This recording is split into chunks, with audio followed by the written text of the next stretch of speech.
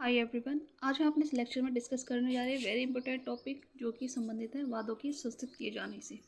तो किसी भी प्रोसीडिंग्स को स्टार्ट करने से पहले जो क्वेश्चन राइज होता है वो ये होता है कि वाद संस्थित कैसे किया जाएगा। तो ये बताती है हमें धारा 26 और ऑर्डर 4। तो धारा 26 को हम पढ़ेंगे ऑर्डर 4 के साथ में। तो चलिए स्टार्ट करते हैं। तो संहिता के अंतर्गत वाद शब्द को परिभाषित नहीं किया गया। तो वाद क्या है ये कहीं भी परिभाषित नहीं है, किंतु प्रिवी काउंसिल ने सर्वप्रथम वेरी इंपॉर्टेंट केस है हंसराज बनाम Dehradun Mussoorie electric tramway company 1933 privy council का केस है। इस वाद में वाद शब्द को परिभाषित किया था। कौन सा केस था? हंसराज बनाम देहरादून मसूरी इलेक्ट्रिक ट्रामवे। ठीक है, इसमें वाद शब्द को परिभाषित किया गया था। किस तरह से परिभाषित किया गया था? तो ये परिभाषा के अनुसार वाद शब्द से अभिप्राय किसी विशेष संदर्भ से भिन्न साधारणतः ऐसी दीवानी कार्रवाई से है जो वाद पत्र प्रस्तुतिकरण द्वारा की जाती है। मतलब सिंपल शब्दों में कहें तो वाद पत्र के प्रस्तुतिकरण के द्वारा जो वाद संस्थित किया जाता है वो वाद होता है। मतलब वाद पत्र का पेश किया जाना ही वाद संस्थित किया जाना कहलाता है, वाद कहलाता है। ठीक, नेक्स्ट है कि धारा 26 वादों के संस्थित किए जाने की प्रक्रिया का उपबंध करती है। ये सिर्फ जो धारा 26 है वादों की प्रक्रिया बताती है, ठीक है, ना कि वाद के बारे में, ना ही उसे डिफर करती है। और इसके अनुसार प्रत्येक वाद पत्र को उपस्थित करके या ऐसे अन्य प्रकार से जैसा विहित किया जाए संस्थित किया जाएगा। ठीक है, तो क्या किया जाए? इसके द्वारा प्रत्येक वाद पत्र को उपस्थित करके अन्य प्रकार से जैसा भी विहित हो संस्थित किया जाएगा तथा प्रत्येक वाद पत्र में तथ्य शपथ पत्र द्वारा साबित होंगे। ये वेरी इंपॉर्टेंट है, पूछ लिया जाता है क्योंकि वाद के संबंध में ऑर्डर 4 में भी देखते हैं, लेकिन ये पूछ लिया जाता है कि शपथ पत्र द्वारा साबित किया जाना कहाँ पर है। ये सेक्शन 26 में है। तो वेरी इंपॉर्टेंट क्वेश्चन है प्री के पॉइंट ऑफ व्यू से। ठीक है, यहाँ से क्वेश्चन बनता ही बनता है। और वाद पत्र से तात्पर्य है, जो वाद पत्र है उससे तात्पर्य किसी वादी के ऐसे अभ्यावेदन से है जिसे वह न्यायालय में प्रस्तुत करके अपने वाद हेतु को वर्णित करता है। ठीक, तो कैसे अभ्यावेदन से है? जिसे वह न्यायालय में प्रस्तुत करके अपने वाद हेतु को, मतलब जो उसका कॉज ऑफ एक्शन है वह बताता है, उसे वर्णित करता है। अब हम देखते हैं, वेरी इंपॉर्टेंट पॉइंट है। सबसे पहले जब वाद संस्थित करेंगे तो उसके लिए क्या होना चाहिए? पार्टीज होनी चाहिए। तो वाद के पक्षकार कहाँ पर है? ऑर्डर 1 में बताए गए हैं। तो ऑर्डर 1 रूल 1 वादियों के संयोजन से संबंधी उपबंध करता है। इसके अनुसार एक से अधिक वादियों का संयोजन तभी किया जाएगा जबकि निम्न शर्तें पूर्ण हो। कौन कौन सी? सबसे पहले प्रत्येक वादी में अनुदेश पाने का अधिकार पूर्णतः पृथकतः संयुक्तः एक ही कार्य या संव्यवहार से उत्पन्न होता हो। तो सबसे पहले देखो, हम सिंपल लैंग्वेज में समझते हैं कि जो ऑर्डर 1 रूल 1 है वादियों के जोड़े जाने, संयोजन यानी उनके जोड़े जाने से संबंधित बंद करता है। उसके अनुसार जहाँ एक से अधिक वादी हैं तो उनका संयोजन तब भी किया जाएगा जबकि कुछ शर्तें हैं वो पूरी हों। तो कौन कौन सी शर्तें हैं? सबसे पहले प्रत्येक वादी में अनुतोष पाने का अधिकार पृथकतः संयुक्ततः एक ही कार्य संव्यवहार से उत्पन्न होता हो। मतलब कि जो उनमें अनुतोष पाने का अधिकार है किसी एक ही एक्ट या फिर किसी जो संव्यवहार है उसी से उत्पन्न होना चाहिए। ठीक, और यदि पृथकवाद दायर किया जाता है तो विधि या तथ्य के सामान्य प्रश्न उत्पन्न होते हों।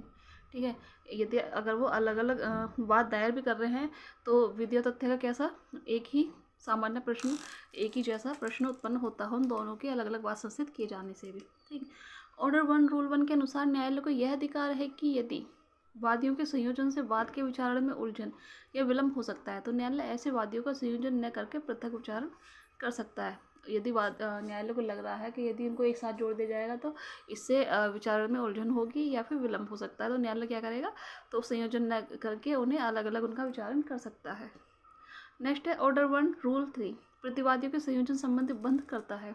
ठीक है, तो अभी हमने देखा ऑर्डर 1 रूल 1 में वादियों के संयोजन यानी वादियों के जोड़े जाने से संबंधित था एक, और ऑर्डर 1 रूल 3 प्रतिवादियों के संयोजन से संबंधित है। इसके अनुसार एक से अधिक प्रतिवादियों का संयोजन तभी किया जाएगा जबकि निम्न शर्तें पूर्ण हों। सबसे पहले है प्रतिवादी के विरुद्ध अनुतोष प्राप्त करने का अधिकार एक ही कार्य या संव्यवहार से उत्पन्न होता हो, और यदि पृथक पृथक वाद लाया जाता तो विधि या तथ्य के सामान्य प्रश्न उत्पन्न होते हों। बिल्कुल सेम डेफिनेशन है, बस यहाँ पर विरुद्ध है। ठीक है,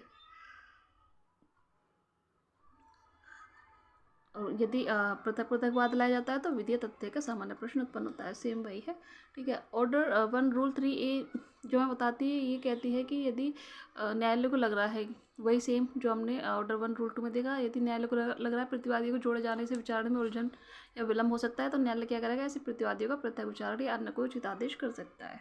हम चलते हैं ऑर्डर 1 रूल 4 पर। इसके अनुसार न्यायालय संयुक्त पक्षकारों में से एक या अधिक के पक्ष में या उनके विरुद्ध निर्णय दे सकता है, ठीक है, अकॉर्डिंग टू ऑर्डर 1 रूल 4। मतलब चाहे तो संयुक्त पक्षकारों में से किसी एक के या फिर एक से अधिक के पक्ष में या उनके विरुद्ध भी निर्णय दे सकता है, जैसे न्यायालय को उचित लगे।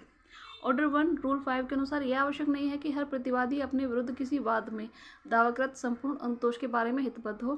मतलब ये जरूरी नहीं है कि वह इंटरेस्टेड ही हो संपूर्ण दावे में, कुछ पार्ट भी है उसका तब भी वह इंटरेस्टेड माना जाएगा। ऑर्डर 1 रूल 8 के अंतर्गत प्रतिनिधिवाद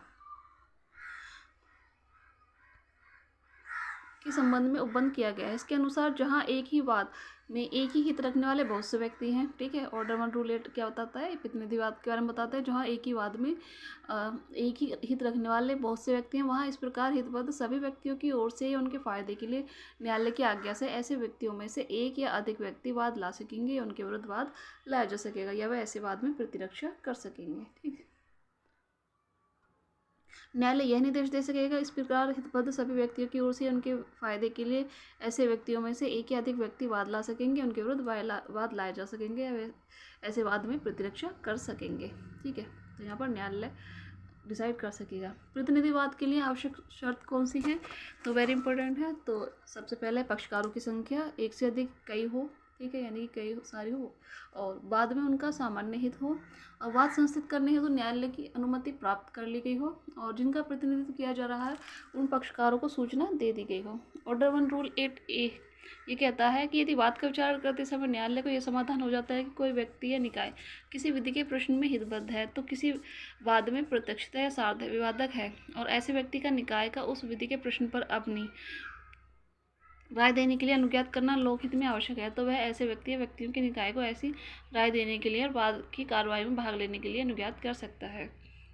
ऑर्डर 1 रूल 9 के अनुसार कोई भी वाद पक्षकारों के कुछ संयोजन या असंयोजन के कारण विफल नहीं होगा, किंतु आवश्यक पक्षकार के असंयोजन से खारिज योग्य होगा, ठीक है। यदि आवश्यक पक्षकार हैं तो खारिज हो जाएगा, लेकिन वैसे वाद के पक्षकारों के कुछ संयोजन या असंयोजन के कारण वह विफल नहीं होगा। यदि नेसेसरी पार्टीज हैं तो खारिज हो जाएगा। ऑर्डर 1 रूल 10 के अनुसार न्यायालय कार्यवाही के किसी भी प्रक्रम में दोनों पक्षकारों में से किसी के आवेदन पर अनुचित तौर पर संयोजित वादी या प्रतिवादी का नाम काट सकेगा या आवश्यक पक्षकारों को जोड़ सकेगा, ये कहता है ऑर्डर 1 रूल 10। वेरी इंपॉर्टेंट है, पूछा जाता है प्री और मेन दोनों के पॉइंट ऑफ व्यू से, ठीक है। तो न्यायालय किसी भी वादी का नाम जोड़ सकेगा या काट सकेगा, ठीक। और आदेश 1 रूल 11 के अनुसार न्यायालय वाद का संचालन किसी ऐसे व्यक्ति को सौंप सकता है जिसे वह उचित समझे। और ऑर्डर 1 रूल 12 के अनुसार एक से अधिक वादी या प्रतिवादी जैसी स्थिति हो, वहाँ उनमें से एक या अधिक को उनमें से कोई अन्य वादी या प्रतिवादी किसी भी कार्यवाही में उस अन्य के लिए उपस्थित होने, विवेचन करने, कार्य करने के लिए प्राधिकृत कर सकता है। यह प्राधिकार लिखित रूप में होगा और उसे देने वाले पक्षकार द्वारा हस्ताक्षरित होगा। ऑर्डर 1 रूल 13 के अनुसार पक्षकारों के असंयोजन को संयोजन के संबंध में आपत्ति कब की जाएगी, यथासंभव प्रथम अवसर पर और वाद पर निश्चित किए जाने से पूर्व या किए जाने के समय किया जा सकता है, ठीक है। वाद पत्र निश्चित किए जाने से पूर्व किया जाने के समय, उसके बाद नहीं। और यदि ऐसी आपत्ति नहीं उठाई जाती है तो यह माना जाएगा कि पक्षकारों ने इसका अभित्यंजन कर दिया है। यदि वे आपत्ति नहीं उठाते हैं तो क्या माना जाएगा कि उन्होंने इसे त्याग दिया है। और किसी व्यक्ति को किसी वाद में वादी के रूप में उसकी सहमति के बिना पक्षकार नहीं बनाया जा सकता, किंतु प्रतिवादी के मामले में ऐसा व्यक्ति बिना सहमति के भी वाद में शामिल किया जा सकता है। तो ये तो देख लिया हमने ऑर्डर 1। ऑर्डर 2 हम देखेंगे नेक्स्ट वीडियो के लिए, तब तक के लिए बाय बाय।